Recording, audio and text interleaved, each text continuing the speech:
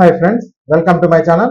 రాష్ట్రంలో ఆర్టీసీని ప్రైవేట్ పరం చేయడానికి ప్రభుత్వం ప్రయత్నిస్తుందంటూ వస్తున్న వదంతులకు రవాణా శాఖ ప్రత్యేక ప్రధాన కార్యదర్శి ఎంటి కృష్ణబాబు చెక్ పెట్టారు. ఆర్టీసీని ప్రైవేటీకరించే ఉద్దేశం గాని, డిపోలను లీజుకి ఇచ్చే ప్రణాళిక గాని ప్రభుత్వానికి లేదని స్పష్టం చేశారు.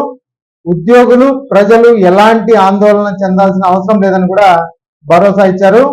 కేంద్ర ప్రభుత్వం పిఎం ఈ బస్ సేవా పథకం కింద రాష్ట్రంలోని 11 నగరాలకు 750 ఎలక్ట్రిక్ బస్సులను కేటాయించిందని ఆయన తెలిపారు.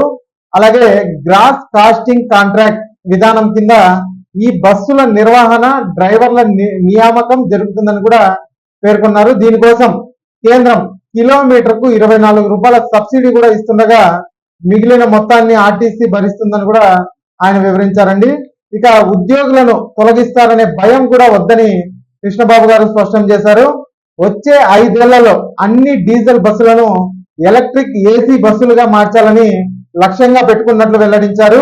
రాబోయే 2 నెలల్లో 750 ఎలక్ట్రిక్ బస్సులు, అలాగే మార్చి నాటికి తిరుమల, తిరుపతి మధ్య నడపడానికి కూడా మరొక 300 బస్సులు వస్తాయనేసి కూడా ఆయన తెలిపారు. ఇక డైలీ లీజ్ విధానం ద్వారా బస్సుల నిర్వహణను కాంట్రాక్టర్ కు అప్పగించి డ్రైవర్లు మరియు కండక్టర్లు ఆర్టీసీ వారే ఉండేలాగా చూస్తామని కూడా ఆయన అయితే చెప్పారండి. మరి దీనిపైన మీ అభిప్రాయాన్ని కింద కమెంట్ రూపంలో తెలియజేయండి. ఇక ఈ వీడియో నచ్చినట్టయితే ఒక లైక్ చేయండి, అలాగే మా ఛానల్ సబ్స్క్రైబ్ చేసుకోండి.